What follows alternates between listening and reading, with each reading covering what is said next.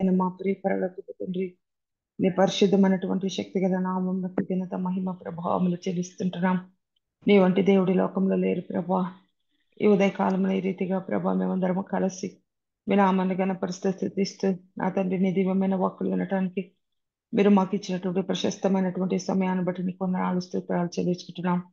నా ప్రభా ఇంతవరకు జరిగినటువంటి నా ప్రభా స్థుతి ఆరాధనలో ప్రభు నా తండ్రి మీరు ఉండి నా తండ్రి నాయన నీ నామానికి మహిమ తెచ్చుకున్నందుకు వందనాలు స్తోత్రాలు చెల్లించుకుంటున్నాం. ఒక ప్రత్యేకమైన సమయానికి ఇప్పుడు వచ్చి ఉంటుండగా పరిశుద్ధ ఆత్మ తండ్రి మిమ్మల్ని ఆహ్వానిస్తూ ఈ సమయాన్ని గడియని నిమిషాన్ని మీ చేతులకు అప్పగిస్తుంటున్నాం. ఆయన వాక్య పరిచయం చేయని ఆయన ఉంటూ దైవదాసుల్ని మీ చేతులకు అప్పగిస్తుంటున్నాం. ఏసని పరిశుద్ధమైన సెలవు రక్తంలో ముద్రిస్తూ పరిశుద్ధ ఆత్మాని అధికారములకు అప్పగిస్తుండగా ఆయన నీ కుమారుడిలో మీరుండే ప్రభా ఉదయ కాలంలో దివ్యమైన వాక్కులు మాకు వినిపించమని ప్రార్థిస్తున్నాం. ఆ వాక్యములు విని మా జీవితంలో ప్రభా నా తండ్రి మిమ్మల్ని స్థుతిస్తూ మహిమపరుస్తూ గణపరుస్తూ మా జీవితాలు గడిపే కృపను మాకు అనుగ్రహించమని ప్రార్థిస్తున్నాను. కూడి వచ్చిన ప్రతి ఒక్కరిని మీరు ఆశీర్వదించండి, బలపరచండి ప్రభా. నా తండ్రి మీ సన్నిధి మా అందరికీ తోడుగా ఉంచి నా తండ్రి మీరు నడిపించవలసిందని మీరు నాయకుడు ఉండి నా తండ్రి నాయన వర్చువల్ ఫెలోషిప్ నడిపించి మీ నామానికి మహిమ తెచ్చుకోవాల్సిందని త్వరగా రానైనటువంటి ఏసే పరిశుద్ధమైనటువంటి శక్తుల నామంలో అడిగి వేడుకొని ప్రార్థిస్తున్నాం పరమ తండ్రి. Amen, amen, amen. Amen, amen. Praise Lord sister గారు, దేవుని నామానికి మహిమ కలుగును గాక. Praise Lord. ఇప్పుడు వచ్చిన పరిశుద్ధులందరికీ దేవుని నామంలో వందనాలండి.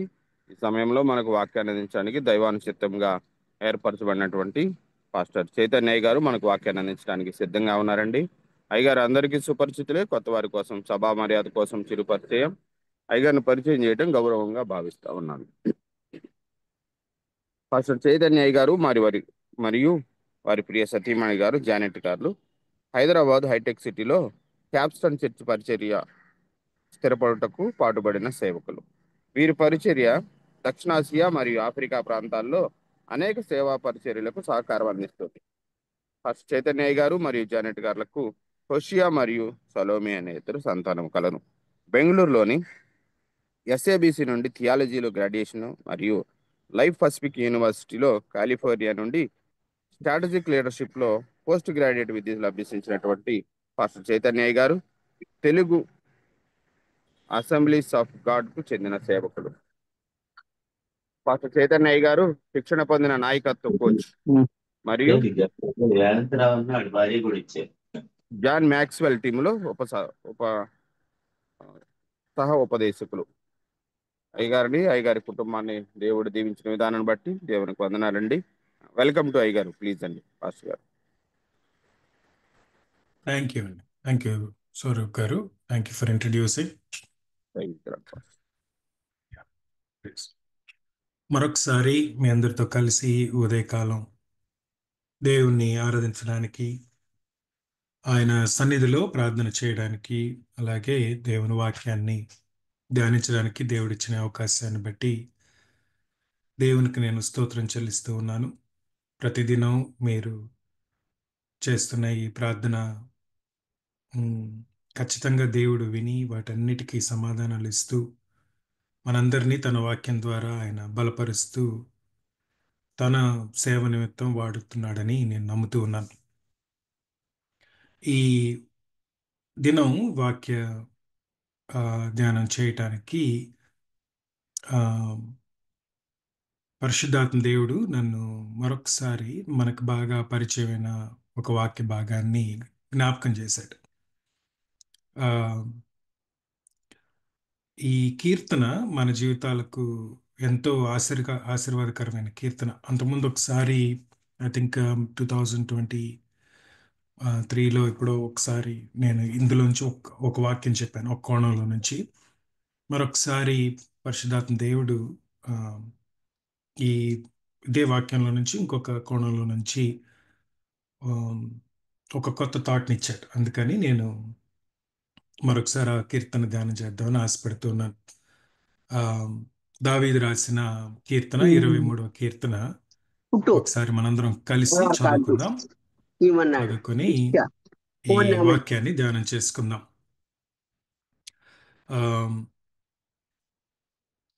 యెహోవా నా కాపరి, నాకు లేమి లేదు, కలుగదు. పచ్చిక గల చోట్లను ఆయన నన్ను పరుండ చేయుచున్నాడు. శాంతికరమైన జలముల యొద్ద నన్ను నడిపించున్నాడు. నా ప్రాణమునకు ఆయన సేద తీర్చున్నాడు. తన నామమును బట్టి నీతి మార్గములలో నన్ను నడిపించున్నాడు. గాఢాంధకారపు లోయలో నేను సంచరించినను ఏ అపాయమునకు భయపడను. నీవు నాకు తోడయుందువు, నీ దుడ్డు కర్రయు నీ దండమును నన్ను ఆదరించును. నా శత్రువులు ఎదుట నీవు నాకు భోజనము సిద్ధపరచుదువు. నూనెతో నా తల అంటి ఉన్నావు, నా గిన్నె నిండి పొర్లుచున్నది. నేను బ్రతుకు దినములన్నీయు కృపాక్షేమములే నా వెంట వచ్చును. చిరకాలము యెహోవా మందిరంలో నేను నివాసము చేసేదను. ఈ కీర్తన ఎన్నిసార్లు చదివినా, ఎన్నిసార్లు ధ్యానించినా, ఎప్పుడూ అది ప్రతిసారి మన హృదయాలను, మన మనసులను ఆదరించేదిగా ఉంటుంది, ధైర్యపరిచేదిగా ఉంటుంది, సవాల్ చేసేదిగా ఉంటుంది. నాకు తెలిసి యోహాను సువార్త 3:16 తప్ప ఇంత ఫేమస్ వాక్య భాగం బైబిల్లో ఇంకెక్కడ ఉండుండకపోవచ్చు. అంత ఫెమిలియర్ ఇది. క్రైస్తవుడైన ప్రతి వ్యక్తి, కొన్నిసార్లు క్రైస్తవేతరులకు కూడా సుపరిచితమైన వాక్య భాగం ఇది, ఈ 23వ కీర్తన. ఎలాంటి స్థితిలోనైనా సరే మనకు ఆదరణ తీసుకొచ్చే కీర్తన, ఎలాంటి సంకటమైన స్థితిలో మనం ఉన్నా సరే మనకు ధైర్యాన్ని ఇచ్చే కీర్తన ఇది. ఎంత దిగులతో, ఇబ్బందుల్లో ఇరుక్కుపోయి ఉన్న స్థితుల్లో ఉన్నా సరే మనల్ని మరొకసారి ఆయుత్తపరిచి ముందుకు నడిపించే కీర్తన ఇది. అందుకే ఇది ఎన్నిసార్లు చదివినా, ఈ మాటలు ఎన్నిసార్లు ధ్యానించినా మనకు ఎప్పుడూ సంతోషాన్నే ఇస్తాయి. ఈ కీర్తనలో ఉన్న మాటలు, ఈ కీర్తనకారుడు అంత చక్కగా మన దేవుని కృపను, మన దేవుని దయను, ఆయన మంచితనాన్ని, ఆయనను నమ్మిన వారి పట్ల ఆయనకున్న విశ్వాస్యతను వ్యక్తపరుస్తూ చక్కగా రాశాడు ఈ కీర్తన. జాన్ ఫిలిప్స్ అని ఒక కామెంటేటరు, బైబిల్ కామెంటేటర్, దీని గురించి రాస్తూ ఈ కీర్తనను ఎన్ని కోణాల నుంచి చూడొచ్చో రాసుకుంటూ వచ్చాడు. ఈ wrote how you can look at this entire psalm as a psalm. మనల్ని పచ్చిగల చోట్ల నుంచి లోయలోకి తీసుకువెళ్ళి, లోయలో నుంచి మనల్ని ఎలా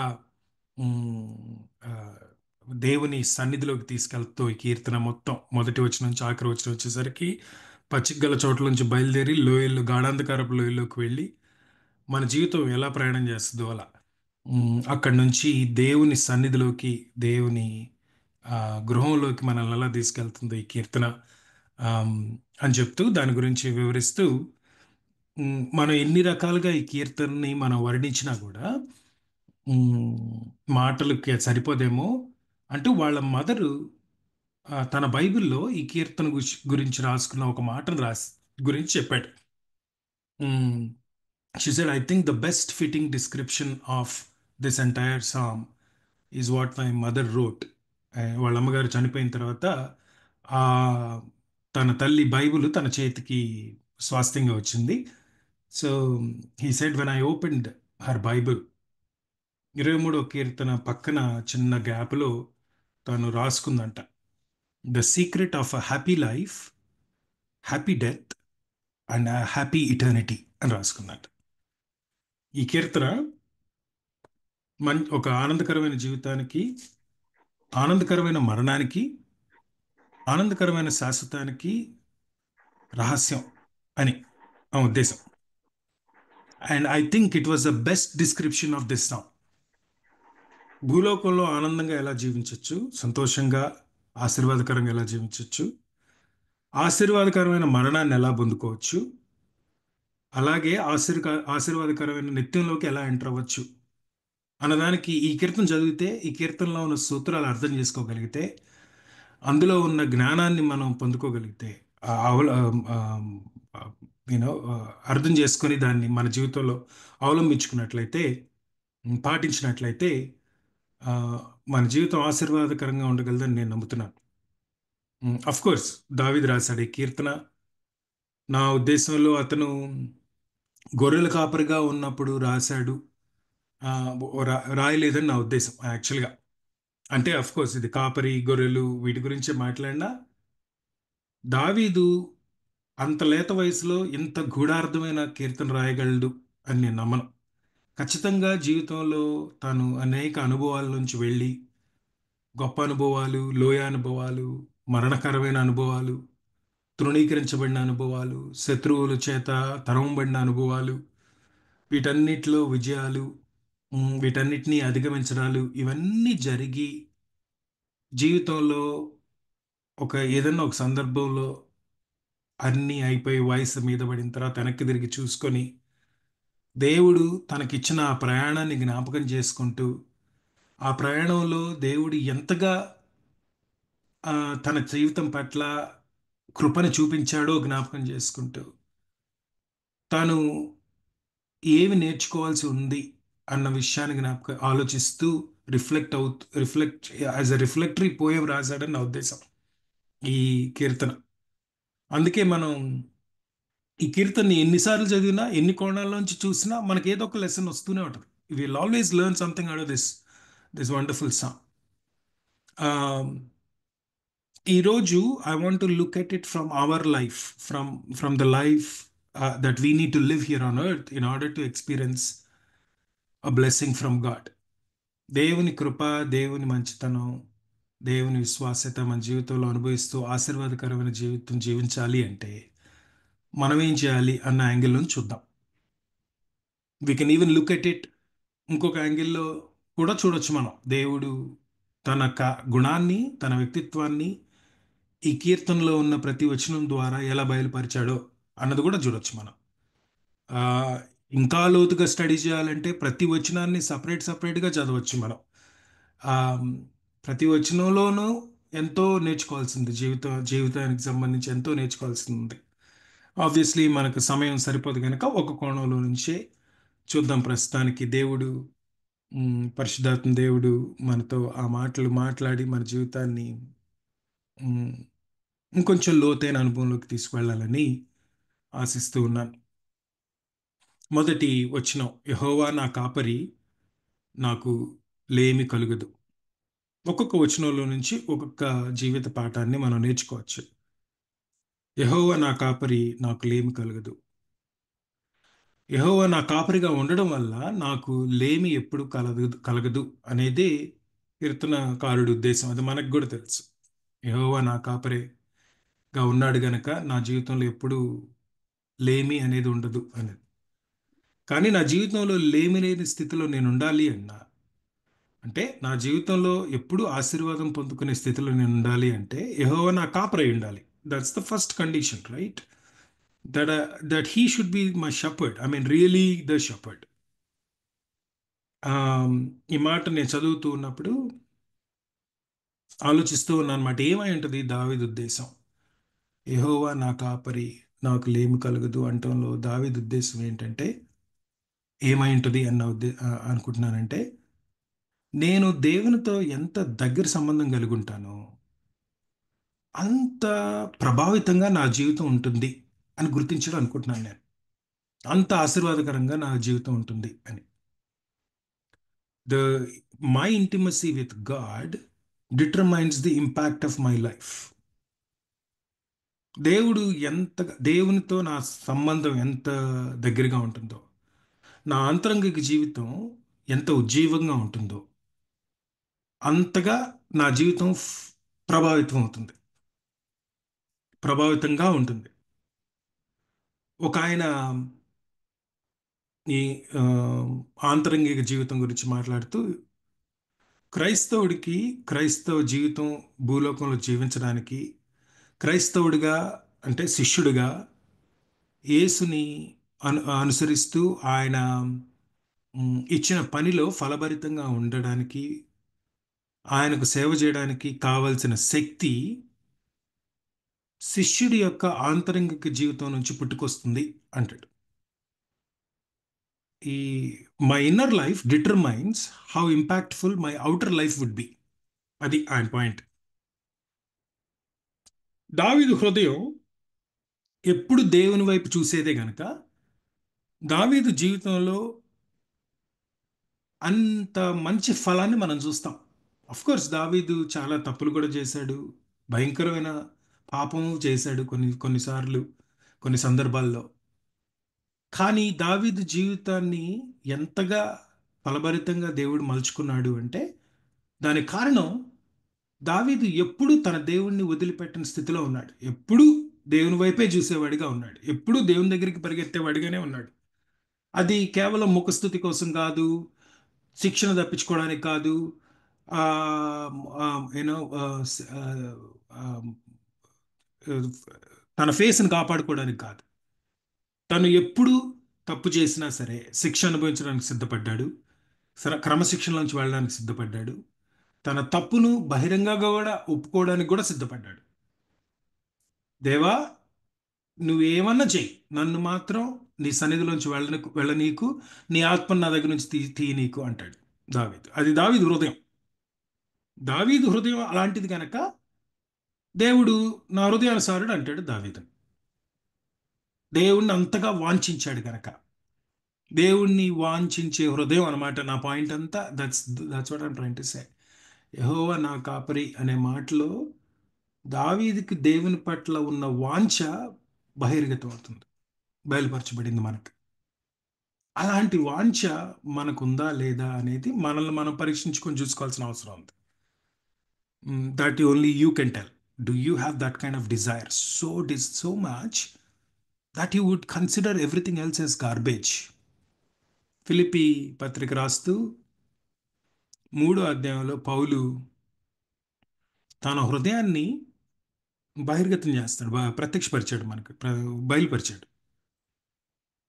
8వ వచనంలో నిశ్చయముగా నా ప్రభువైన యేసు, ఫిలిప్పీ పత్రిక 3వ అధ్యాయం 8వ వచనం, నిశ్చయముగా నా ప్రభువైన యేసుక్రీస్తు గురించిన అతి శ్రేష్టమైన జ్ఞానము నిమిత్తమై సమస్తమును నష్టముగా ఎంచుకొనుచున్నాను. దేన్ని నష్టంగా ఎంచుకుంటున్నాడు? మొదటి 7 వచనాల్లో తన జీవితంలో తాను ఏమేమి సాధించుకుంటూ వచ్చాడో లిస్ట్ చెప్పుకుంటూ వచ్చాడు. అప్పుడు దాకా తాను క్రైస్తవుడుగా మారకముందు పరిసయుడుగా ఉన్నప్పుడు ఏం సాధించాడు, క్రైస్తవుడు అయిన తర్వాత ఏం సాధించాడు, దేవుని సేవకునిగా ఏం సాధించాడు, ఇవన్నీ నేపథ్యం, ఆ సందర్భాన్ని జ్ఞాపకం చేస్తూ ఇదిగో ఇంత అచీవ్ చేశాను నా లైఫ్లో, అయినా సరే అవన్నీ కూడా యేసుక్రీస్తు గురించిన అతి శ్రేష్టమైన జ్ఞానము నిమిత్తమై నష్టంగా ఎంచుకొంచున్నాను. I consider all of this as garbage. 9వ వచనం, క్రీస్తుని సంపాదించుకొని ధర్మశాస్త్ర మూలమైన నా నీతిని గాక క్రీస్తునందులి విశ్వాసం వలనైన నీతి, అనగా విశ్వాసమును బట్టి దేవుడు అనుగ్రహించు నీతి గలవాడినై ఆయన యందు అగుపడు నిమిత్తము ఏ విధము చేతనైనను మృతుల్లో నుండి నాకు పునరుద్ధానం కలుగువలనని ఆయన మరణంలో సమానుభవం గలవాడనై ఆయనను ఆయన పునరుద్ధాన బలమును ఎరుగు నిమిత్తమును ఆయన శ్రమలలో పాలివాడినగుట ఎటిదో ఎరుగు నిమిత్తమును సమస్తమును నష్టపరుచుకుని వాటిని పెంటతో సమానంగా ఎంచుకొనుచున్నాను. ఈ 3-4 వచనాలు మనం చదివే కొద్దీ లోతుకు కనపడతాయి మనకి. ఎంత తీవ్రమైన వాంఛ కలుగున్నాడో క్రీస్తు పట్ల పౌలు వాంఛ. క్రీస్తు జ్ఞానంతో నింపబడాలంటాడు, అతి శ్రేష్టమైన క్రీస్తు జ్ఞానంతో నింపబడాలి నేను అంటాడు. అతి శ్రేష్టమైన క్రీస్తు జ్ఞానంతో నింపబడటం ఏంటి? ఈయన వయసు అప్పటికి ఎంత ఉంటుంది? ఎన్ని సంవత్సరాల పరిచర్య అనుభవం కలిగి ఉన్నాడు ఆయన? ఎంతమంది దైవ సేవకుల్ని తన పరిచర్య ద్వారా లేవనెత్తాడు ఆయన? ఎన్ని సంఘాలు కట్టాడు? ఎంత మిషనరీ వర్క్ చేశాడు? ఎన్ని దేశాలు దాటాడు? ఇంత తిరిగి ఇంత పరిచర్య అనుభవం కలిగి ఎంత గొప్ప దైవజనుడిగా పేరు పొందిన ఈ వ్యక్తి తన జీవితపు చమరంకంలో ఈ చెరసాల్లో కూర్చొని ఈ సంఘానికి లెటర్ రాస్తూ, ఏ సంఘాన్ని తాను స్థాపించాడో అదే సంఘానికి లెటర్ రాస్తూ క్రీస్తు జ్ఞానంతో నేను ఇంకా నింపబడాలంటాడు. Look at the intensity of his desire for God. మనం ఐ ఫీల్ లైక్ యాజ్ ముఖ్యంగా పరిచర్యలో ఉన్న వ్యక్తులు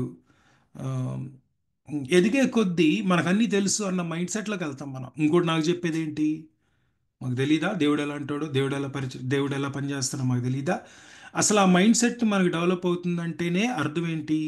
దేవుని వైపు మనకున్న వాంఛ తగ్గిందనమాట. దేవుని తెలుసుకోవాలన్న ఆశ మనలో తగ్గుతూ వస్తుందన్నమాట. మనలో అది తగ్గే కొద్దీ మనలో గర్వం పెరుగుతుంది. మనలో నాకు అన్ని తెలుసులే అన్న ఆలోచనలు పెరుగుతాయి. But look at this man. It's a total contrast to many servants who call themselves servants of God. He's saying, I want to know Christ. క్రీస్తు జ్ఞానంతో నింపబడాలి, క్రీస్తులో జీవించాలి అంటాడు 9వ వచనంలో. క్రీస్తులో అగుపడి నిమిత్తం అన్నాడు కదా, క్రీస్తులో జీవించాలనుకుంటున్నాను నేను. ఇంకా ఏంటి, అసలు క్రీస్తుతో సమానుభవం కలిగి ఉండాలి అన్నాడు. ఎలాంటి సమానుభవం? క్రీస్తు శ్రమలో సమానుభవం కలిగి ఉండాలి. ఇప్పుడు పడుతున్న శ్రమ సరిపోదా ఆయనకి? ఇంతకాలం పడిన శ్రమలు సరిపోవా? ఇంతకాలం పడిన ఇబ్బందులు సరిపోవా? ఆయన ఉద్దేశం ఏంటంటే, క్రీస్తు నా కొరకు పడిన శ్రమ నేను తలుచుకుంటే దాని ముందు నేను ఇప్పటివరకు పడిన శ్రమ నథింగ్ అంటున్నాడు అనమాట. ఇంకొక మాటలో, ఆయన పడిన శ్రమ ముందు నా కొరకు ఆయన ఆ, వెళ్ళిన ఆ శ్రమానుభవం ముందు నా శ్రమానుభవం ఎంత, అలాంటి శ్రమానుభవం కలిగితే నాకు ఆయన శక్తి అర్థమవుతుంది అని ఈయన అంటాడు Paul. That's the heart of a servant of God. That's the heart of a disciple of God. దావీదుకి అలాంటి హృదయం ఉంది. అందుకే నాకు లేమి కలుగుదు, నాకెప్పుడు లేముండదు, లేమి కలుగుదు అన్న ధైర్యం ఉంది. ఆయనే నా ఆశ, ఆయనే నా ఆకాంక్ష, ఆయనే నా అతిశయం, ఆయనే నా ఆశయం, ఆయనే నా ఆలోచన. ఇది పౌలు చెప్తున్న మాట. ఎన్ని కోణాల నుంచి చూసినా దావీదు చెప్తున్న మాట. How desirous are you for God? నేను దేవుని పట్ల ఎంత వాంచగలుగుంటానో, దేవుని తెలుసు, యేసు ప్రభు వారి జ్ఞానం సంపాదించుకోవాలని ఎంత ఆశతో ఉంటానో అంత తృప్తిగా నేను జీవించగలను భూలోకంలో. That's the first thing. రెండో వచనం, ఆ, మొదటి దాని మీద ఎందుకు స్పెండ్ చేశానంటే, మిగతా అన్ని దాని మీద డిపెండ్ అయి ఉంటాయి కనుక. పచ్చిక గల చోట్ల ఆయన నన్ను పరుణ చేయుచున్నాడు, శాంతికరమైన జలముల యొద్ద నన్ను నడిపించున్నాడు. మూడోది కూడా చదువుతాను. నా ప్రాణమునకు ఆయన సేద తీర్చున్నాడు, తన నామమును బట్టి నీతి మార్గంలో నన్ను నడిపించున్నాడు. ఎందుకు ఈ 2, 3 వచనాలు కలిపి చదివానంటే, నేను I'm taking both these verses are rhyming. మనం చూస్తే పరుణ చేయుచున్నాడు, నడిపించున్నాడు, సేద తీర్చున్నాడు, నడిపించున్నాడు. సో నడిపించున్నాడు అనే మాట మీద ఫోకస్ చేద్దాం. శాంతికరమైన జలముల యొద్ద నన్ను నడిపించున్నాడు, తన నామమును బట్టి నీతి మార్గంలో నన్ను నడిపించున్నాడు. 2 మార్గాల్లో నన్ను నడిపిస్తాడు అని చెప్తున్నాడు. ఒకటి, శాంతికరమైన జలముల దగ్గరకు నన్ను నడిపిస్తాడు. దేవుడు నా కాపరిగా ఉన్నప్పుడు ఆయన నన్ను నడిపించే స్థలాలు ఇవి అనమాట. ఒకటి, శాంతికరమైన జలాలు. 2, నీతి మార్గములు. ఈ రెండు ఈ రెండు మన జీవితాలకు, మన జీవితాల్లో ఫలానికి ఈ రెండు కీలకమైనవి. ఒకటి, మనం చేసే పనిలో ఎప్పుడు మనం ఇన్నర్ కామ్నెస్ని అనుభవించగలిగే స్థితిలో మనం ఉండడం. అలాంటి స్థితిలో ఉండాలి అంటే ఆయన అలాంటి అలాంటి స్థలాలకు మనల్ని తీసుకెళ్తాడు అంటాడు. శాంతికరమైన జలముల దగ్గరకు. ఆ, ఫలభరితంగా ఉండాలంటే దేవుని పని చేసేవారిగా, అంటే దేవుని చిత్తాన్ని భూలోకంలో చేసేవారిగా మనం ఉండాలి. అవి నీతి మార్గాలు. ఈ 2 మార్గాల్లో ఆయన నన్ను నడిపిస్తాడు అంటున్నాడు. అంటే ఈయన ఉద్దేశం ఏంటి? నేను ఆయనకు లోబడి ఆయన ఏది చెప్తే అది చేస్తే నేను చేసే ప్రతి పనిలో నాకు శాంతి ఉంటుంది, నేను చేసే ప్రతి పని నీతిగా ఉంటుంది అంటున్నాడు. ఆయన ఉద్దేశం అది. శాంతికరమైన జలముల యొద్దకు నన్ను నడిపించున్నాడు, నీతి మార్గంలో నన్ను నడిపించున్నాడు అని. ఇంకొక ఇంకొక రీతిలో మనం దీన్ని రీఫ్రేమ్ చేయాలంటే ఈ స్టేట్మెంట్ని, దేవునికి విధేయత చూపిస్తే, దేవుని చిత్తానికి, దేవుని మాటకు విధేయత చూపిస్తే మన జీవితంలో ఫలితం ఆయన చేతిలో ఉంటుంది, ఆయన అదుపులో ఉంటుంది అంటున్నాడు అనమాట. నేను గనక ఆయన ఎక్కడ నడిపిస్తే అక్కడికి వెళ్ళాను అనుకోండి, అంటే అది నా పార్ట్ విధేయత చూపించడం. ఆయన ఇటు నడిపిస్తే అటు నడవడం. అది నా పార్ట్. నా సొంత ఆలోచనలు బట్టి నడవడం కాదు. ఎవడో చెప్పాడని ఇంకొక మార్గంలోకి వెళ్ళటం కాదు. ఆ మార్గం భలే ఉంది కదా అని చూసి దాంట్లోకి వెళ్ళడం కాదు. ఆయన నాకు ఏది చెప్తే, ఆయన చిత్తం అని నాకు ఏది ఆయన బయలుపరిస్తే, ఆ చిత్తంలో నడవడానికి నేను ఇష్టపడి ఆ మార్గంలోకి నేను ఎంటర్ అయినప్పుడు, ఆయన నడిపించినప్పుడు, ఆయనది ఫాలో అయినప్పుడు, దాని ద్వారా వచ్చే ఫలితం ఆయన అదుపులో ఉంటుంది. నా సొంత నిర్ణయం తీసుకొని నేను ఒక మార్గంలోకి వెళితే ఫలితం అనుభవించాల్సిన వాడిని నేను. ఎందుకంటే నేను నిర్ణయం చేసుకున్నాను. నేను నా సొంత నిర్ణయం, నా సొంత ఆలోచనల మీద ఆధారపడి నిర్ణయం చేశాను గనక అది ఎలాంటి ఫలితం వచ్చినా దాన్ని అనుభవించాల్సిన వాడిని నేనే అవుతాను. కనుకే మనకు భయం. మనం సొంత నిర్ణయాలు చేసుకున్నప్పుడు మనకి ఎప్పుడు ఒక భయం ఉంటుంది. ఇది అవుతుందో లేదో, జరుగుతుందో లేదో, సరిగ్గా ఎండ్ అవుతుందో లేదో అన్న భయం ఎప్పుడూ మనకు ఉంటుంది. ఎందుకుంటుంది? మనకు నమ్మకం లేదు. ఈ నిర్ణయం దేవుందా కాదా, దేవుని చిత్తానుసారమైందా కాదా అని నమ్మకం మనకు లేదు. మనం సొంత ఆలోచనలతో, ఇతరుల అభిప్రాయాల ప్రభావంతో, లేకపోతే వేరే వాళ్ళ జీవితాల్లో వాళ్ళు తీసుకున్న నిర్ణయాల ద్వారా వాళ్ళు అనుభవిస్తున్న ఫలాన్ని చూసో మనం మన నిర్ణయాలు చేసాం. ఇప్పుడు ఆ నిర్ణయం మనం చేసాం గనక ఎప్పుడు మనకు భయమే, ఆతృతే, ఏం జరుగుతుందో అన్న ఆందోళనే, ఆ కన్క్లూజన్ ఎలా ఉంటుందో అన్న ఆలోచనే. ఒకరోజు పరిస్థితి బాగుంటే సంతోషం, రెండో రోజు పరిస్థితి మారితే భయం, మూడో రోజు పరిస్థితి కొంచెం కఠినంగా మారితే ఆందోళన, నాలుగో రోజుకి డిప్రెషన్. ఏంటి దేవుడు నన్ను ఎట్టు వదిలేశాడు అని మళ్ళీ మనమే ప్రార్థన చేసి నువ్వు ముందే మమ్మల్ని ఆపాలి కదా అని అంటాం మనం దేవుణ్ణి. ఈ ఈ ఆతృత, ఈ భయం, ఈ ఆందోళన, ఈ ఇబ్బంది ఎందుకు? అందుకే ముందేమంటున్నాడంటే ఆయన ఇటు నడిపిస్తే అటు నడిస్తే పోద్ది కదా మనం. ఆయన ఇటు నడిపిస్తే అటు నడిచామనుకోండి, మనకి ఫలితం గురించి భయపడాల్సిన అవసరం లేదు. ఎందుకంటే ఫలితం ఆయన చేతిలో ఉంటుంది. ఇప్పుడు ఆయన నడిపిస్తున్నాడు గనక, ఆ మార్గంలో మనం నడిస్తే, అంటే ఆయన చిత్తం మనం చేస్తే అది నీతి అవుతుంది. నీతి చేస్తున్నాం గనక, నీతి మార్గంలో ఉన్నాం గనక శాంతికరంగా ఉంటాం మనం. మనకు అది చాలు. ఇప్పుడు ఫలితం ఎలా ఉన్నా సరే, ఎండ్ ఎలా ఉన్నా సరే మనకు సంబంధం లేదు, అది ఆయన చేతిలో ఉంది. మరి ఎండ్ ఎలా ఉంటుంది? అందుకే 3వ వచనంలో ఒక మాట అన్నాడు, తన నామమును బట్టి నీతి మార్గంలో నన్ను నడిపించున్నాడు అంటాడు. తన నామమును బట్టి అంటే ఫర్ హిజ్ నేమ్ సేక్ అని ట్రాన్స్లేట్ చేసుకున్నాం మనం ఇంగ్లీష్లో. తన నామానికి అవమానం తెచ్చే ఏ పని దేవుడు చేయడు.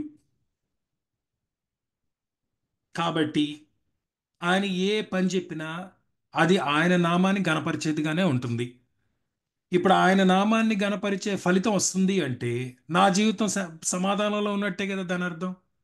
నేను చేసే పని, దాని ద్వారా వచ్చే ఫలితం ఆ నామాన్ని గణపరిచేదంటే నన్ను సిగ్గుపరచదనమాట. నేను భయపడాల్సిన అవసరం లేదు ఇంకా. That's why I live in peace. So that's all is asking us. Obey God and leave all consequences to him, because consequences are in his hand. భయపడుతూ వణికిపోతున్న యెహోషువతో చెప్పిన మాట అదే. ఆయన యెహోషువ గ్రంథం 1వ అధ్యాయంలో యెహోషువతో భయపడుకని 3 సార్లు చెప్పాడు దేవుడు. 3 4 సార్లు చెప్పాడు. చెప్పిన ప్రతిసారి ఒకటే కిటుకు చెప్పాడు, నువ్వు ఇదిగో నీ చేతిలో కఠినమైన మనుషులు ఉన్నారని నాకు తెలుసు. వాళ్ళు మెడదిప్పని మనుషులు వాళ్ళు. వీళ్ళని ఎలా నేను ప్రామిస్ ల్యాండ్లోకి తీసుకెళ్లాలన్న భయం నీలో ఉంది నాకు తెలుసు. కానీ నువ్వు భయపడాల్సిన అవసరం లేదు. ఎందుకంటే వారిని ఎలా హ్యాండిల్ చేయాలో నేను ఒక సీక్రెట్ చెప్తాను, విను. ప్రతి దినం దేవుని వాక్యాన్ని, ధర్మశాస్త్రాన్ని చదువు. కుడికి గాని ఎడకు గాని తిరగకుండా చెప్పింది చెప్పినట్టు చేయి. నువ్వు ఏ స్థలంలో నిలబడతావో ఆ స్థలం నీకు ఇస్తా. నువ్వు ఏ పని నీ చేత్తో చేస్తావో ఆ పనిలో ఫలితాన్ని ఇస్తా. నీ ముందు ఎవడు నిలబడకుండా చేస్తా. Simple trick. The trick is read the word, do as it says. ఎందుకు వాక్యం చదవమన్నాడు? వాక్యంలో ఆయన చిత్తం బయలుపరచబడుతుంది కనుక. దీనికంటే దేవుడు యెహోషువతో చెప్పడానికంటే ముందే మోషే తన ప్రజలందరికీ అదే మాట చెప్పాడు. మళ్ళీ దేవుడు వ్యక్తిగతంగా యెహోషువకు చెప్తే, మోషే ఇజ్రాయెల్ అందరినీ, హెబ్రీలందరినీ కూర్చోబెట్టి ద్వితీయోపదేశకాండంలో మళ్ళీ రిమైండ్ చేశాడు వాళ్ళకి. ద్వితీయోపదేశకాండం 6వ అధ్యాయం అంతా అదే. మీరు ధర్మశాస్త్రాన్ని ధ్యానించి జీవిస్తే మీరు ఏ స్థలంలో ఉన్నా ఆ స్థలంలో మీరు ఆశీర్వదింపబడతారు. అసలు మీరు పనిచేయని స్థలాలు, మీరు పని చేయకుండా మిమ్మల్ని పోషించుకుంటాడు దేవుడు, పంటలు ఇస్తాడు. మీరు చేసే ప్రతి పనిలో ఫలితాన్ని ఇస్తాడు, ఫలాన్ని ఇస్తాడు. నీ బిడ్డలు బాగుంటారు. ఆ, ఆశీర్వాదకరమైన జీవితాన్ని మీరు అనుభవిస్తారు. మీకు ఏదైతే స్వాస్థ్యంగా ఇచ్చాడో అది ఎప్పుడు మీ దగ్గర నుంచి తీసివేయబడదు, ఆశీర్వదింపబడుతుంది ఇంకా పైగా అని ముందు నుంచే చెప్పేశాడు ఆయన. వాక్యం చదవండి, చెప్పింది చెప్పినట్టు చేయండి అని.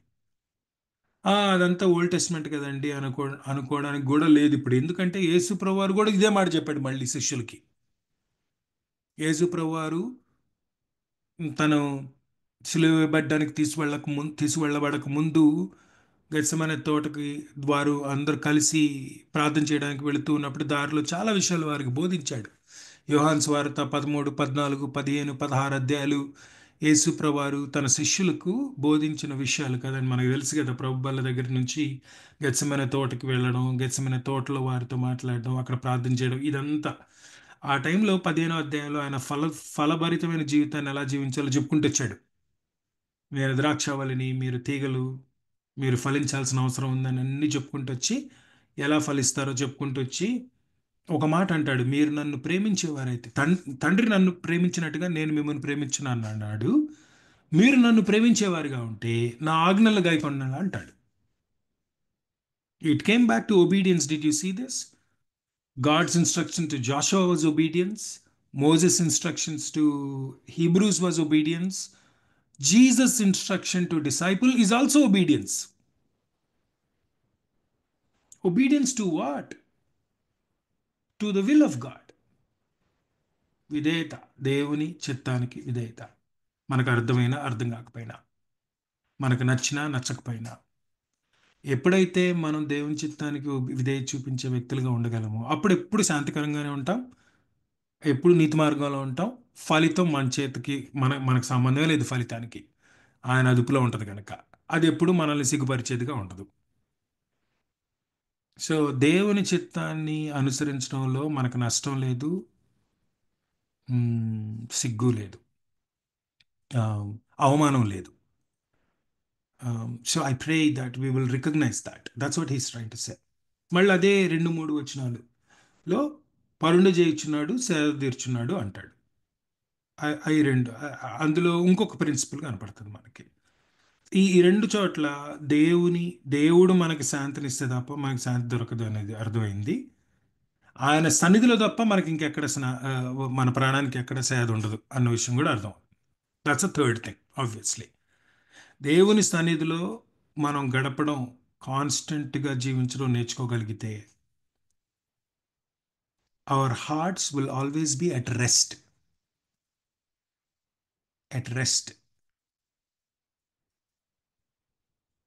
ఎంత రెస్ట్లెస్గా ఉంటాం కదండి మనం.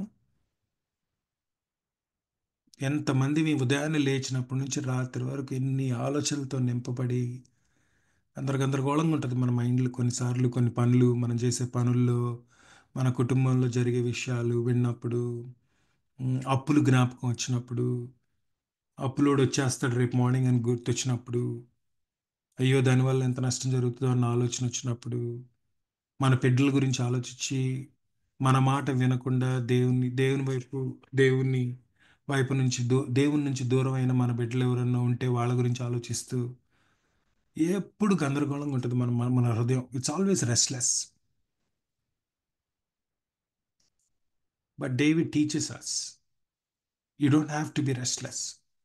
Learn to be in the presence of God in worship. దేవుణ్ణి ఆరాధించడంలో మన ప్రాణాలకు సేద.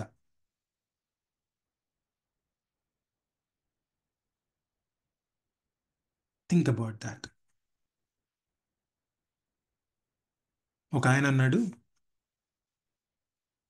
మన దినాలు ప్రతిదినం కదా, మన దినాలన్నీ దేవుని ఆరాధనతో ప్రారంభించబడాలి, దేవుని ఆరాధనతో ముగించబడాలి.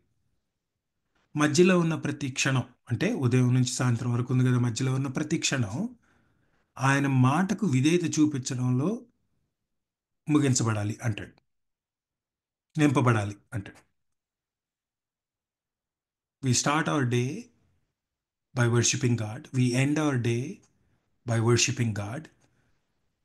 In between all the moments in between, we spend time in following God.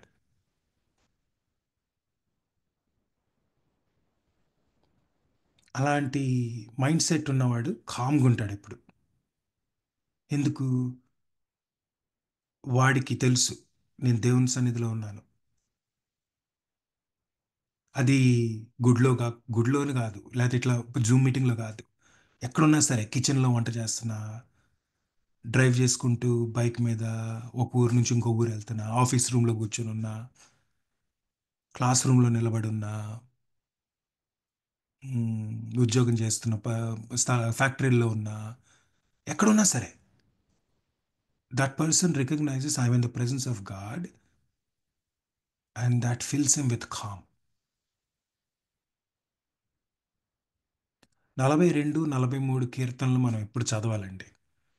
కోరహు రాసిన కీర్తనలు అవి, కోరహు కుమారులు రాసిన కీర్తనలు. 42 కీర్తన, 43 కీర్తన, రెండిట్లో తన జీవితంలో తన చుట్టూ ఎటువంటి అపాయకరమైన స్థితులు ఉన్నాయో కీర్తనకారుడు వర్ణిస్తాడు. వర్ణించి 2 కీర్తనల్లో కూడా నేను ఆయన సన్నిధిలో ఉన్నప్పుడు ఆయనకి స్తుతిగానం చేసేదను అని ముగిస్తాడు. ఆయన స్థుతితో, ఆయన ఆరాధనతో ముగిస్తాడు ఈ 2 కీర్తనలు. నేను అవి చదువుతూ అసలు ఏం చెప్తున్నాడు కోరహు? ఒక పక్కనేమో నా చుట్టూ అపాయకరమైన స్థితులు ఉన్నాయి, ఆందోళనకరమైన స్థితులు ఉన్నాయి అని చెప్తున్నాడు. మరోవైపు ఆయన స్తుతిస్తున్నాడు. ఎలా చేయగలడు ఆ పని? Only when he recognises the presence of God. And that is only possible when we learn to worship God. Worship is the key to restoration. Worship is the key to resurgence and replenishment in life. మనలో ఉన్న వరీస్కి good bye చెప్పాలంటే మనం ఆరాధించాలి అంతే. అప్పుడు ఆయన మనకి ఇచ్చే శాంతిని, పచ్చికను, సేదను మనం అనుభవించగలం. I know these are familiar things, but let me just remind. Of course 4వ వచనం ఎంత అద్భుతమైన వచనం. అది ఇంకా దాని మీద ఎన్ని ప్రసంగాలు చేసినా తృప్తి ఉండదు మనకు. గాఢాంధకారపు లోయలో నేను సంచరించినను ఏ అపాయమునకు నేను భయపడను, నీవు నాకు తోడైందువు, నీ దుడ్డు కర్రయు నీ దండమును నన్ను ఆదరించును. దీని మీద చాలాసార్లు వినుంటాం కదండి. నేను ఒక్కటే point, I just want to focus on only one thing in this chapter, verse 4. ఎందుకంటే ఇక ఒక వర్స్ 4ని మాత్రం ఎక్స్ప్లెయిన్ చేయాలంటే అది ఒక గంట పట్టుద్ది నాకు, మనందరికి ఎవరైనా. But let me just focus on that one word. గాఢాంధకారపు లోయలో నేను సంచరించినను ఏ అపాయమునకు భయపడను. భయపడను అండర్లైన్ చేసుకోండి. అది ఇట్స్ అ యాక్టివ్ వర్బ్, గుర్తుపెట్టుకోండి ఇది. It's active. He's deciding to do something. తన స్టేట్ ఆఫ్ హార్ట్ గురించి చెప్పట్లే, తన హృదయ స్థితి గురించి చెప్పట్లేదు ఆయన.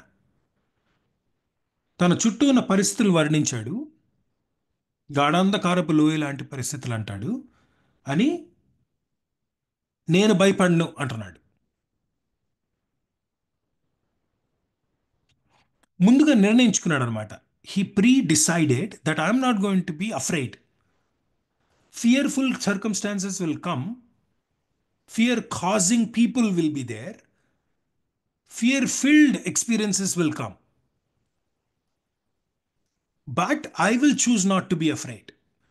ఆయన డిసైడ్ చేసుకుంటున్నాడు నేను భయపడను అని. 4వ వచనం మనకు నేర్పించే విషయం, మన జీవితంలో నిరాశలు సాధారణం, బట్ నిస్పృహ మన నిర్ణయం. Disappointments are inevitable. మనం చాలా ప్లాన్లు చేసుకుంటాం, చాలా కష్టపడతాం, కొన్ని విషయాల్లో చాలా ఆలోచనలు కలిగి ఉంటాం, కానీ అన్నీ జరగవు, అనుకున్నట్టుగా జరగవు, కొన్ని వ్యతిరేకంగా జరుగుతాయి. కనుక మనం కొన్ని విషయాల్లో ఫెయిల్ అయినట్టుగా కనపడతాం. సో నిరాశలు అనేవి సాధారణం అనమాట మన జీవితంలో. ఇంకా అది లైఫ్. ఈ భూలోకంలో, పాపంతో నింపబడిన ఈ భూలోకంలో పాపులతో నింపబడిన ఈ భూలోకంలో నష్టం జరగటం, నిరాశ రావటం అనేది కామన్. ఇంకా దాన్ని మనం మార్చలేం. యేసు ప్రభు వారు తిరిగి వచ్చేంత వరకు ఈ భూలోకం స్థితి ఇలానే ఉంటుంది. భూలోకంలో జీవితం కూడా ఇలానే ఉంటుంది, నిరాశలతో నింపబడి ఉంటుంది. కానీ నిస్పృహ నా నా నిర్ణయం. ఈ నిరాశలు నా హృదయంలోకి, తర్వాత నా మనసులోకి, నా ఆలోచనలోకి ఎక్కి నన్ను దిగులుకు గురి చేసి నన్ను నిస్పృహలోకి నెట్టడం అనేది నా చాయిస్. నేను నిర్ణయించుకోవాలన్నమాట. ఈ నిరాశలన్నిటిని చూసి బాధపడి దాని మీదే ఆలోచనలు పెట్టుకొని దాని గురించి దిగులు పడి దాని గురించి ఆలోచిస్తూ ఆలోచిస్తూ ఆలోచిస్తూ ఆలోచిస్తూ ఒక రకమైన డిప్రెషన్లోకి నేనే వెళ్ళాలి తప్ప అది దేవుడు మనల్ని అలా పోవడానికి ఇష్టపడ్డు.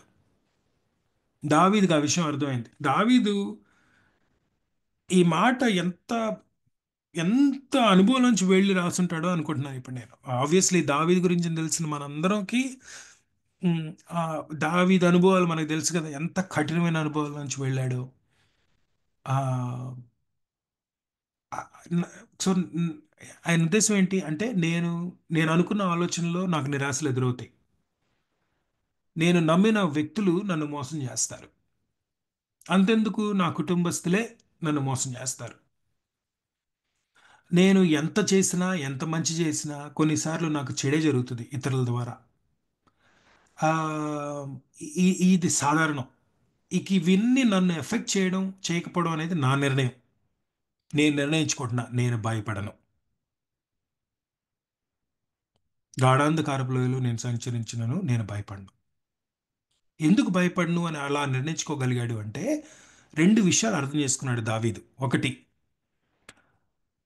ఈ అంధకారం అనేది కేవలం ఒక నీడ లాంటిది మాత్రమే అని అర్థం చేసుకున్నాడు. Impracticality of shadows. He understood the impracticality of shadow. ఇంగ్లీష్లో మనం ఈ గాఢంధకారపు లోయని ఏమని ట్రాన్స్లేట్ చేసాం? Shadows of valley of shadow of death అని రాసుకున్నాం. Valley of shadow of death అంటే ఇది ఒట్టి నీడ మాత్రమే అని చెప్తున్నాం మనం. సో దావీదికి ఇది కేవలం నీడ. అంధకారంగానే ఉంది, చీకటిగానే ఉంది, కానీ ఇది నీడ మాత్రమే. నీడ నన్ను హాని చేయలేదు, నాకు హాని జరిగించే స్థితిలో నీడ ఉండలేదు అని తెలుసు ఆయనకి. నీడ చూ యాక్చువల్ దాని సైజ్ కంటే రియాలిటీ కంటే పెద్దగా కనబడుద్ది అన్న విషయం తెలుసు ఆయనకి. ఆ, అన్నిటికంటే ముఖ్యంగా నీడ ఉంది అంటేనే వెలుగుందని అర్థం అన్న విషయం కూడా తెలుసు ఆయనకి. అందుకనే నేను భయపడను అనుకుంటున్నాడు ఆయన. The impracticality of shadows is like that, but there is a practicality. కానీ దానికి ఆపోజిట్గా ఆయన అర్థం చేసుకున్న విషయం ఏంటంటే, ఇంత చీకట్లో ఉన్న, ఇంత మార్పులు గాఢంధకారంగా కనపడే స్థితిలో ఉన్న ఈ ఈ- ఇవి వీటన్నిటి మధ్యలో నేను గుర్తుపెట్టుకోవాల్సిన విషయం ఏంటంటే, నేను ఏ దేవుడిని అయితే నమ్మి అనుసరిస్తున్నానో ఆ దేవుడు మాత్రం మారడు. The practicality of unchangeable nature of God, he remembered that. అందుకనే నీ దుడ్డు కరయు నీ దండమును నన్ను ఆదరించు నన్ను ఎందుకు అంటున్నాడు? నువ్వు ఉంటావని నాకు తెలుసు. నువ్వు ఉన్నావు అంటే నన్ను ప్రొటెక్ట్ చేస్తావు అని నాకు తెలుసు. నువ్వు ఉన్నావు అంటే నేను ఇంత చీకట్లో నాకేం కనపడకపోయినా నీ నీ దండంతో నన్ను డైరెక్ట్ చేస్తావని నాకు తెలుసు. ఇక నాకెందుకు భయం, నేను భయపడను అని నిర్ణయించుకున్నాడు. అసలు క్రైస్తవులందరూ ఇలాంటి స్థితిలో ఉన్నారనుకోండి, ఎలా ఉంటుంది కదండి అసలు సంఘం కానీ, మన జీవితాలు కానీ, కుటుంబాలు కానీ. So remember the inevitability of problems, but remember the unchangeable nature of God, unchangeability of our God. God doesn't change. అందుకేనేమో హబక్కుకు మాటలు అంత అర్థవంతంగా ఉంటాయి. హబక్కుకు ఎన్ని ప్రశ్నలు వేశాడు కదండి. మొదటి అధ్యాయం చదివితే ఆయన ప్రశ్నలకి మనకే ఎన్ని డౌట్లు వచ్చేస్తాయో ఆయన అడిగిన ప్రశ్నలకి. ఇంత అసలు మన పరిస్థితిని ఉమ్, ఆ, అద్దం బట్టి చూసి రాసినట్టుగా రాస్తాడు హబక్కూక్. ఆ అలాంటి మన మనసుల్లో జరిగే ప్రశ్నలే అడిగాడు దేవుణ్ణి. ఉమ్, ఇంత భయంకరమైన స్థితిలో నువ్వు ఎలా అలవ్ చేస్తున్నావు?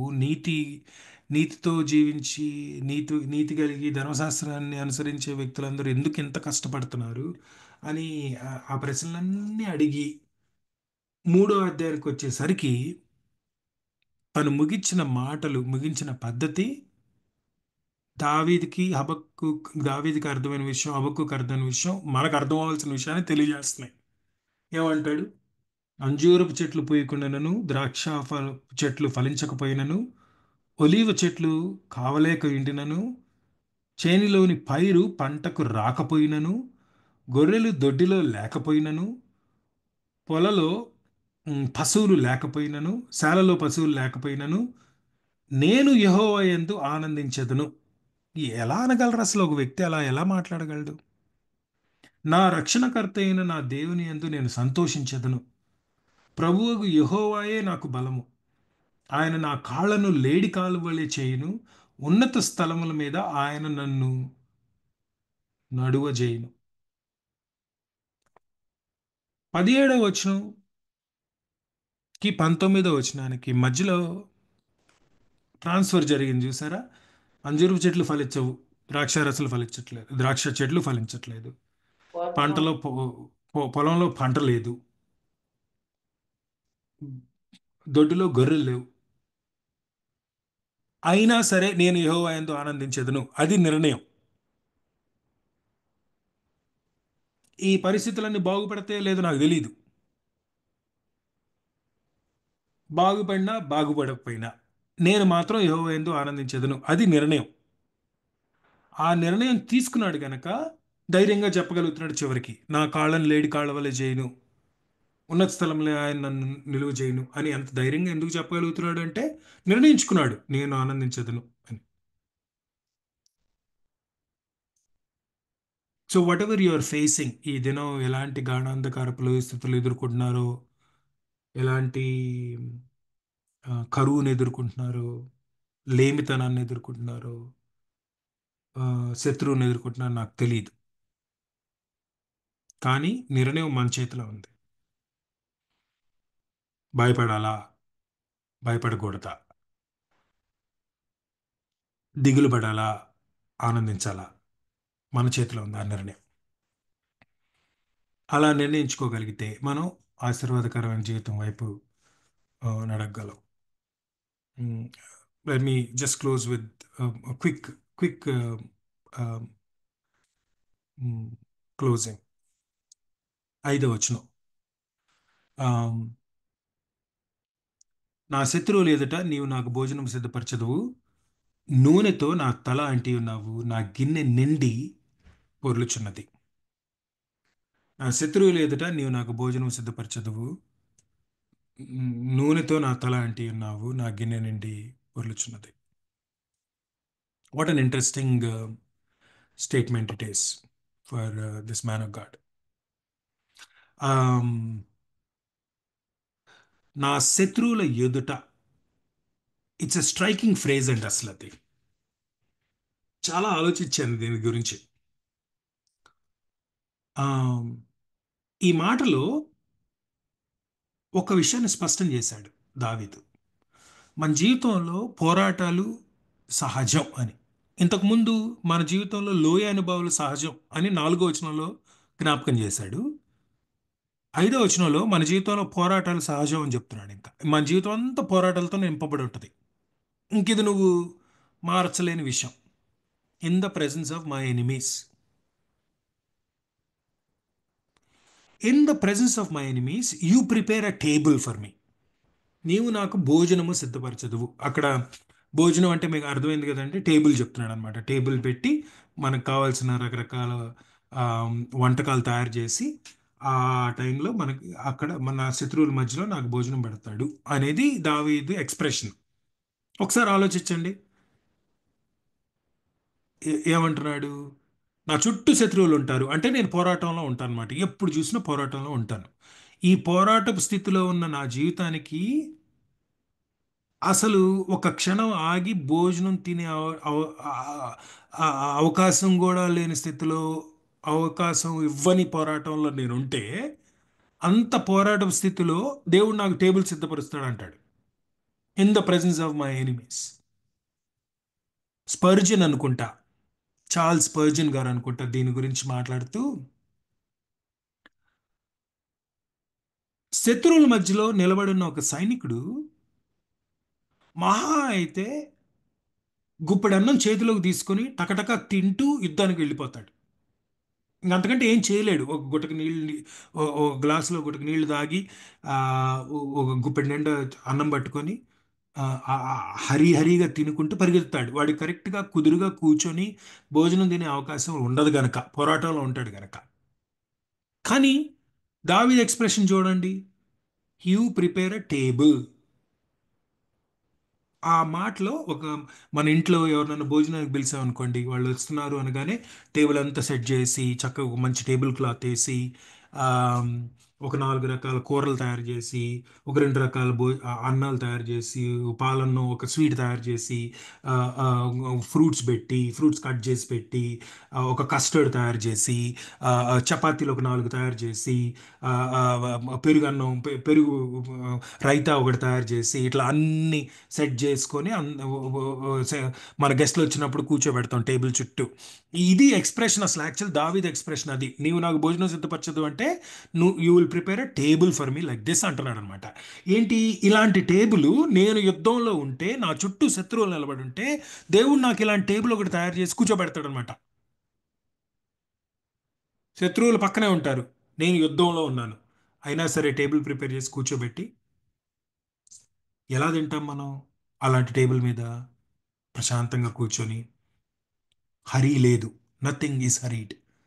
ఒక వంటకం తర్వాత ఇంకో వంటకం పెట్టి, కొంచెం ఫస్ట్ భోజనం, ఒక పచ్చడి, కొంచెం పప్పు, ఒక చికెన్ కర్రీ, ఒక చేపల కూర, ఆ, ఇట్లా ఒకటి తర్వాత ఒకటి, ఒకటి తర్వాత ఒకటి నిదానంగా వడ్డించి కుదురుగా తిని, ఆఖరికి ఒక స్వీట్ తిని, ఎలా చేస్తామో విందు,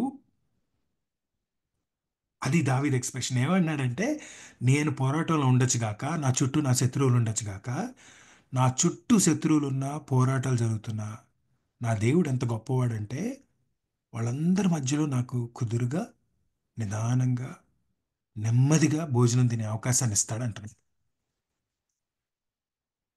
only a Christian who follows his God can come to a place like that. మనలో కొంతమందికి అలాంటి అనుభవం ఉండుంటుంది కదండి.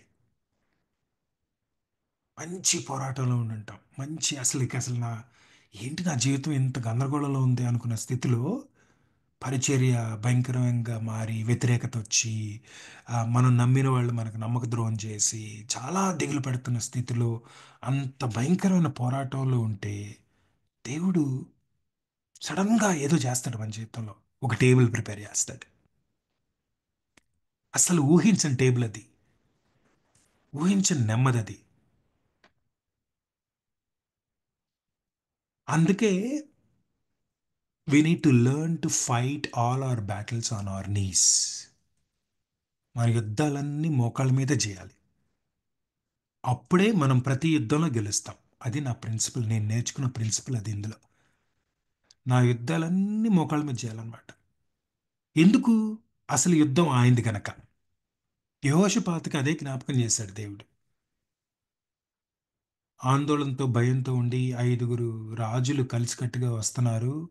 వాళ్ళు ఆల్రెడీ అనేకమైన దేశాలను కొలగొట్టుకుని నా మీదకి వచ్చారు. ఇప్పుడు నేనేం చేయాలి అని దిగులు పడుతున్న యెహోషాపాతుతో, నువ్వు భయపడకు, నువ్వు యుద్ధానికి బయలుదేరు, యుద్ధం నాది అంటాడు దేవుడు.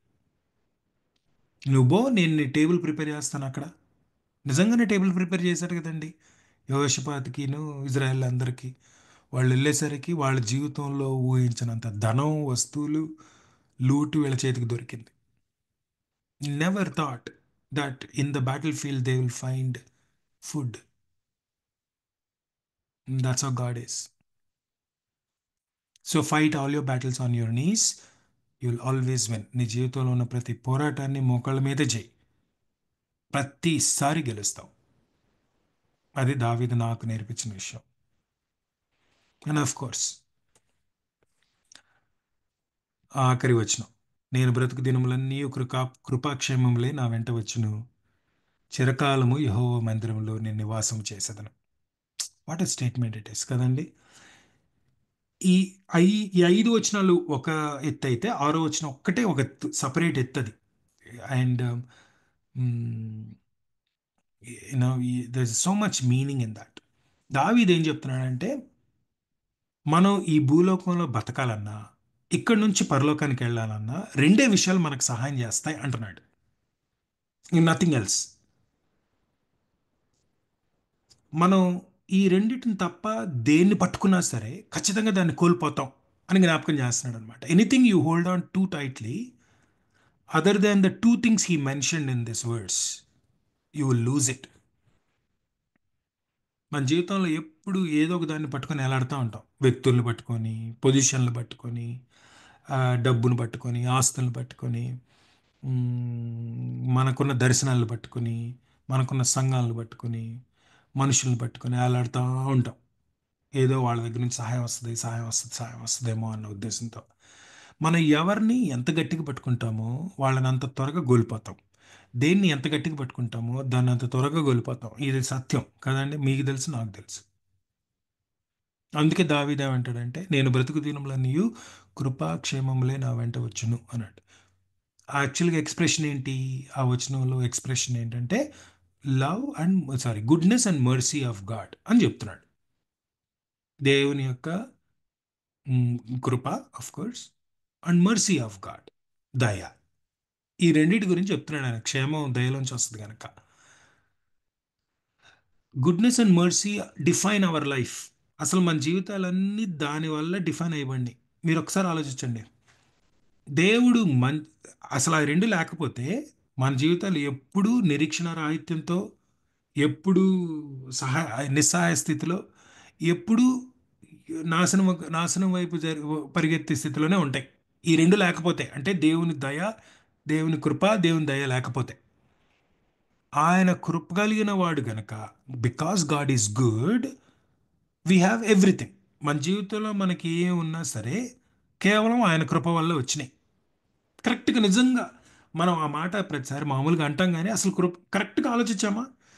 మనం ఏది సంపాదించుకోలేం. ఎంత కష్టపడినా సరే ఫలం ఆయన చేతిలో ఉంటుంది.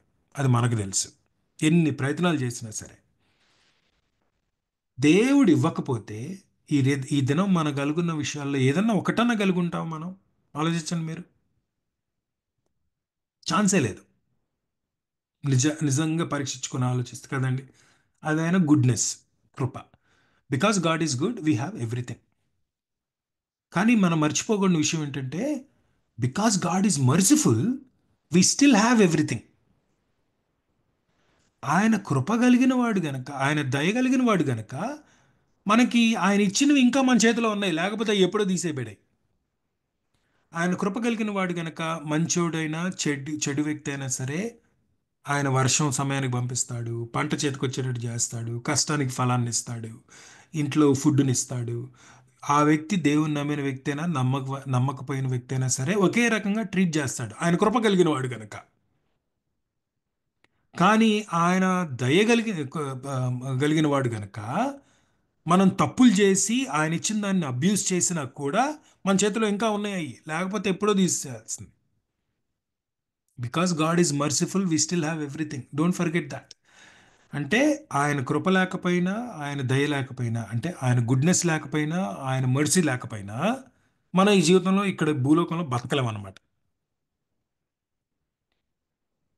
మనకి ఏమున్నా ఏమి లేకపోయినా ఈ రెండు పట్టుకొని ఉండాలి. ఇక నేను దావీదు నేర్చుకున్న విషయం అది, మనం నేర్చుకోవాల్సిన విషయం అది. ఆయన కృప, ఆయన దయ, ఈ రెండింటిని పట్టుకుని ఏలాడాలి నేను. వీటి ద్వారా మాత్రమే నా జీవితం, ఈ రెండింటి మీద నా జీవితం అంతా ఆధారపడి ఉంది.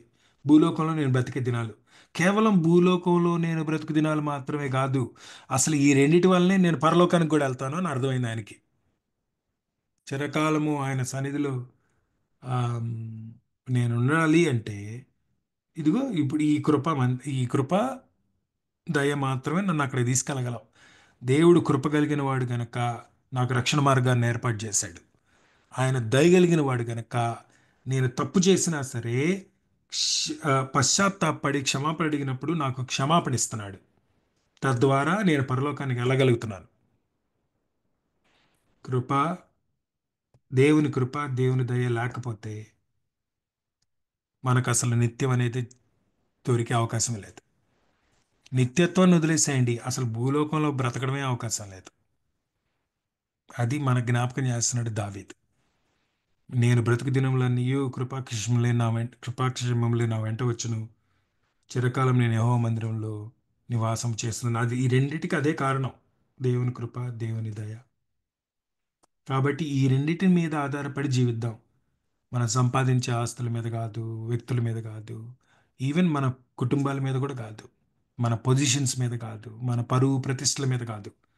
దేవుని దయ, దేవుని కృప మీద ఆధారపడి జీవిద్దాం. అప్పుడు నేను ఆనందకరమైన జీవితాన్ని భూలోకంలో జీవించడమే కాదు, నిత్యత్వంలో కూడా ఆనందంగా enter అవ్వగలను. I pray that we constantly remember this psalm and live under the wisdom, the ancient wisdom. ఎప్పుడుదో విజ్డమ్ ఇది కదండి, 2,000-3,000 సంవత్సరాల క్రితం విజ్డమ్ ఇది. Ancient wisdom for modern living. ఈరోజు మనం జీవించడానికి కావాల్సినంత విజ్డమ్ని, జ్ఞానాన్ని ఈ ఒక్క కీర్తన నుంచి మనం సంపాదించుకోగలం. అటువంటి గొప్పది దేవుని వాక్యం. ఆ వాక్యం ద్వారా మీరు సవాల్ చేయబడ్డారని నమ్ముతున్నాను. నేను సవాల్ చేయబడ్డాను, నేను ఆశీర్వదింపబడ్డాను. ఎన్నిసార్లు చదివినా సరే నేను ఆశీర్వదింపబడతానే ఉంటాను ఈ కీర్తన ద్వారా. దేవుడు అలాంటి ఆనందకరమైన, ఆశీర్వాదకరమైన జీవితాన్ని జీవించడానికి మనందరికీ సహాయం చేయనుగాక. ప్రార్థన చేసుకుందాం. తండ్రి, మరొకసారి మీరు మాట్లాడిన మాటలను బట్టి నీకు వందనాలు, జ్ఞాపకం చేసిన విషయాలను బట్టి నీకు వందనాలు. ఈ కీర్తన ఎన్నిసార్లు చదివినా మా జీవితాలకు ఎప్పుడు ఆశీర్వాదకరమైన విషయాలే ప్రభువా. నా వరకు నేను ఎన్నో నేర్చుకున్నాను దావీదు జీవితం ద్వారా. నేను ఈ భూలోకంలో ఎలా జీవించాలో, ఎలా జీవిస్తే ఆశీర్వాదకరంగా, ఫలభరితంగా, ఆనందంగా జీవించగలను, ఎలా ఆశీర్వాదకరమైన మరణాన్ని కూడా పొందుకోగలను, ఈ కీర్తన చూసి నేను నేర్చుకున్నాను దేవా. కనుక ఈ వాక్యపు వెలుగులో నన్ను నేను మరొకసారి పరీక్షించుకొని దేవా, నీ చిత్తానుసారంగా జీవించడానికి నేను ఇష్టపడుతూ ఉన్నాను. అలా అలాంటి హృదయంతో ప్రార్థన చేసే ప్రతి వ్యక్తిని మీరు వారి ప్రార్థనను విని వారి మొరను ఆలకించి దావీదు నేర్పించిన జీవిత పాఠాలు మేము అవలంబిస్తూ సంతోషంగా దావీదు వలె నీ హృదయానుసారులుగా జీవించడానికి మాకు సహాయం చేయమని ప్రార్థిస్తూ, మరొకసారి మీరు నేర్పించిన విషయాలను బట్టి నీకు వందనాలు చెల్లిస్తూ యేసునామమున అడిగి వేడుకొంచున్నాను తండ్రి. ఆమేన్. థ్యాంక్ యూ సో మచ్ అండి పాస్టర్ గారు. మెనీ థ్యాంక్స్ అండి. మా అందరి తరపున మీకు కృతజ్ఞతలు తెలియజేసుకుంటున్నాం. వెరీ మచ్ బ్లెస్డ్ అండి. మరి థ్యాంక్ యూ. పాస్టర్ గారికి నేను 5 o'clock అలా కాల్ చేసినప్పుడు మొన్న ఇండియాలో ఉన్నారని తెలిసింది. బ్రదర్ ఇట్లాగా జస్ట్ వేకప్ కాల్ లా చేస్తున్నానంటే, నేను కెనడాలో ఉన్నాను, నాకు వేకప్ కాల్ కాదు, ఇది నాకు ఈవినింగ్, మీకే మార్నింగ్ అని చెప్పి అన్నారు. మరి కెనడా దేశంలో సమయాలు వేరైనప్పటికీ మన కోసం సమయం వెచ్చించారు. మా అందరి తరపున కృతజ్ఞతలు తెలియజేసుకుంటున్నామండి.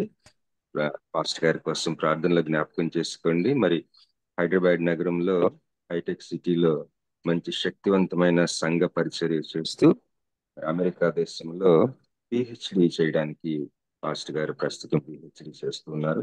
వారిని, వారి కుటుంబాన్ని, వారి పరిచర్యని ప్రార్థనలో జ్ఞాపకం చేసుకుందాం. అలాగే పాస్టర్ గారిని మనకు పరిచయం చేసిన వారు సిస్టర్ రూపా సుహాసిని గారు, మరి వారి గురించి కూడా ప్రార్థన చేయండి. వారి కృతజ్ఞతలు తెలియజేసుకుంటున్నాం. ఓవర్ టు ప్రసిద్ధ సిస్టర్ గారు ప్లీజ్. బ్రదర్, దేవుని నామంలో ఇప్పటి వరకు వాక్య పరిచయం చేసిన పాస్టర్ చైతన్య గారికి వర్చువల్ ప్రేయర్ ఫెలోషిప్ తరఫున కృతజ్ఞతలండి. కీర్తనలు 23వ కీర్తన ద్వారా మనకు వాక్య పరిచర్య చేశారు. సంకట సమయంలో ధైర్యపరిచే కీర్తన ఉన్నది. జాన్ ఫిలిప్ అనే బైబిల్ కామెంటర్ వాళ్ళ mother the secret of happy life, happy death and happy eternal life అని అభివర్ణించారు. ఆశీర్వాదకరమైన జీవన్ మరణాలు మరియు నిత్య జీవితం ఈ కీర్తన ద్వారా మనం పొందుకోగలం. దేవుని కృప, గుణము మరియు వ్యక్తిత్వం ఈ కీర్తన ద్వారా మనం గుర్తించగలం.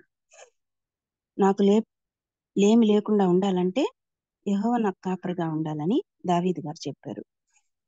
My intimacy of God determines the impact of my life అని ఈ కీర్తన మనకు వివరిస్తుంది. అదే విధంగా మనం our intimacy of God determines the impact of our lives అని మనం గుర్తించాలి. దావీదు వలె దేవుని పట్ల హృదయ వాంఛ కలిగి ఉండాలి. పౌలు గారు ఫిలిప్పీ పత్రిక 3వ అధ్యాయం 8వ వచనంలో చెప్పినట్లు, నిశ్చయముగా నా ప్రభు అయిన యేసు క్రీస్తుని గుర్చిన అతి శ్రేష్టమైన జ్ఞానం నిమిత్తమై సమస్తమును నష్టంగా ఎంచుకొనుచున్నాను అని చెప్పగలిగి ఉండాలి. అదే విధంగా 11వ వచనంలో చెప్పినట్లుగా ఆయన పునరుద్ధాన బలమును ఎరుగు నిమిత్తమును ఆయన శ్రమలలో పాలివాడనొకట ఎట్టిదో ఎరుగు నిమిత్తమును సమస్తమును నష్టపరుచుకొని వాటిని గంటతో సమానంగా ఎంచుకొనుచున్నాను అని పౌలు గారు చెప్పినట్లుగా మన జీవితాలు కూడా ఉండాలి. ఆయన పచ్చిక గల చోట్లను మనల్ని నడిపించే దేవుడై ఉన్నాడు. అదేవిధంగా నీతి మార్గంలో మనల్ని నడిపించే వారై ఉన్నారు. దేవుని చిత్తం మనం నెరవేర్చాలంటే ముందుగా ఆయనకి విధేయత చూపించాలి. అప్పుడు ఆయన శాంతికరమైన జన్మల యొద్ద మరియు నీతి మార్గాల్లో మనల్ని నడిపిస్తాడు. అప్పుడు వచ్చే ఫలితము ఆయన నామాన్ని మహిమపరిచేదిగా ఉంటుంది.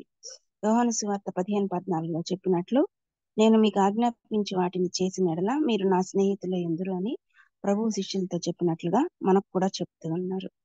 అదేవిధంగా గాఢాంధకరపు లోయల్లో నేను భయపడిన దావీదు గారు చెప్పినట్లుగా మనము చెప్పగలగాలి.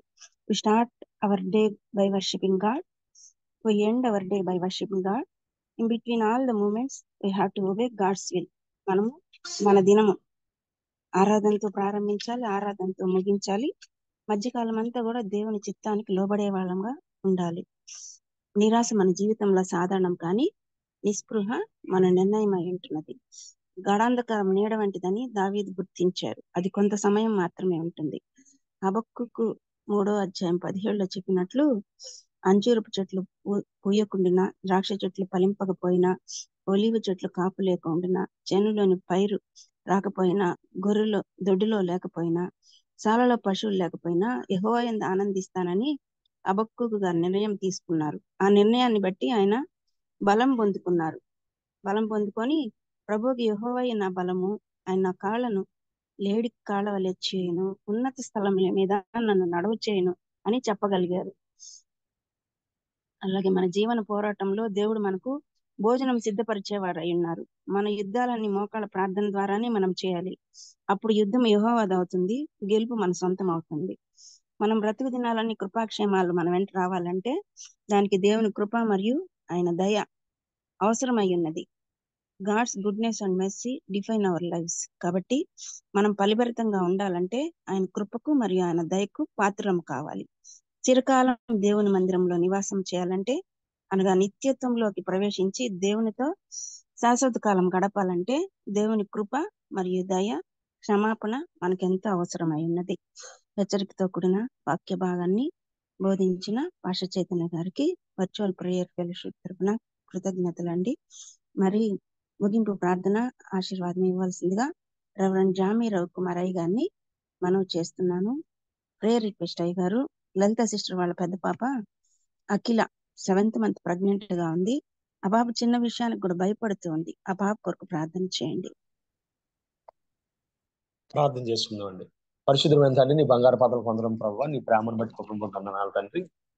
ఉదయకాల సమయంలో ప్రభావ అయ్యా తండ్రి, చిన్న సండే స్కూల్ నుంచి ప్రభావ నేర్చుకున్న ప్రభావ 23 అధ్యాయం ప్రభావ తిరిగి తండ్రి కొత్తగా ప్రభావ అధ్యయనం చేయడానికి నువ్వు ఇచ్చిన శ్రేష్టమైన సమయాన్ని బట్టి వందనాలు చెల్లిస్తున్నాను తండ్రి. అందులో లోతైన మర్మాలు ప్రభావ తెలుసుకోవడానికి ప్రభావ, మా జీవానికి, మరణానికి, పరలోకపు జీవితానికి ప్రభావ ఇటువంటి ఆశీర్వాదాలు అందులో దాగి ఉన్నాయా ప్రభావ తెలుసుకోవడానికి ఇచ్చిన కృపను బట్టి వందనాలు తండ్రి.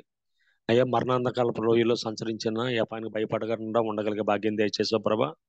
అయ్యా మానవ జీవితంలో నిరాశ తప్పదని, నిస్పృహ ప్రభా కోరి తెచ్చుకుందని ప్రభా నీ దాసుని ద్వారా తెలియజేసిన ప్రభా మాటను బట్టి వందనాలు తండ్రి. అపోస్తలుడైన పౌలు సెలవిచ్చిన రీతిగా ప్రభా ఏ విధము చేతను మృతుల్లో పునరుద్ధానం కలగాలి, పునరుద్ధాన బలాన్ని చూడాలని ప్రభా తను కలిగిన వాటి అన్నింటినీ ప్రభా కంటతో సమానంగా ఎంచుకొని తన జీవితంలో ఏ విధంగా ముందుకు సాగిపోయాడో ఆ విధంగా ముందుకు సాగగలిగే ప్రభా కృప మాకు దయచేయమని ప్రార్థన చేస్తూ ఉన్నాను ప్రభా. సహాయం దయచేయండి తండ్రి. అయ్యా మా జీవితంలో ప్రభా నీ కృప, నీ దయ మమ్మల్ని నడిపించేది. నీ కృప నీ దయ కదా ప్రభా మా జీవితంలో ప్రభా. అయ్యా తండ్రి, మా శ్రమల నుంచి, బాధల నుంచి, ఇబ్బంది నుంచి తప్పించేది అయ్యా మా జీవితంలో ప్రభా.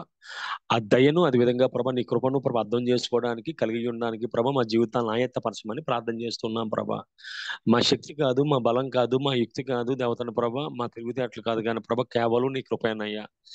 ప్రభా నీ యందు ఉనికి కలిగి ఉన్నాము, నీ యందు చెల్లిస్తూ ఉన్నాము, నీ యందు జీవిస్తూ ఉన్నాము ప్రభా. నీ యందు నీ ప్రత్యక్షను కలిగి ఉండగల కృప ఇచ్చావు ప్రభా. అందుని బట్టి వందనాలు తండ్రి. నిన్నే కాపరిగా చేసుకొని మా జీవితంలో ముందుకు సాగలిగే భాగ్యం దయచేయండి అయ్యా. నువ్వు కాపరిగా ఉంటే ప్రభా మాకు లోటు ఏమి ఉండదు ప్రభా. నువ్వు కాపరిగా ఉంటే ప్రభా ఆహారము, ఆరోగ్యము ప్రభా అయ్యా క్షేమకరమైన దివ్యకరమైన స్థలాల్లో ప్రభా తీసుకెళ్తావు తండ్రి. వందనాలు తండ్రి. నీ దోషం ద్వారా ప్రభా అనేక లోతైన అనుభవాలు ప్రభా నువ్వు తెలియజేస్తున్న దాన్ని బట్టి వందనాలు తండ్రి. నీ సేవకుని దీవించండి అయ్యా. నీ దాసుడు ఖండాలో ఉంటుండగా సహాయం చేయమని ప్రార్థన చేస్తున్నాను తను అనుగ్రహించిన కుటుంబాన్ని, సంఘాన్ని, అదేవిధంగా పరిచయం ప్రభా నిండారుగా దీవించమని నువ్వు ఇచ్చిన ప్రభా వాక్య అనుభవాన్ని బట్టి మరొకసారి వందనాలు చెల్లించుకుంటూ విత్తబడ్డ వాక్యం ప్రభా 30 60 100 ఫలింపజేయమని ఆ వాక్యాన్ని ప్రభా ఆధారం చేసుకుని మా జీవితాలు కట్టుకుంటూ సహాయం చేసిన ప్రభా. అదేవిధంగా తండ్రి సహోదరు అఖిల కోసం ప్రార్థన చేస్తున్నాం. బిడ్డ ప్రభా అయ్యా 7 నెలల ప్రెగ్నెంట్ గా ఉందని విన్నాం ప్రభా.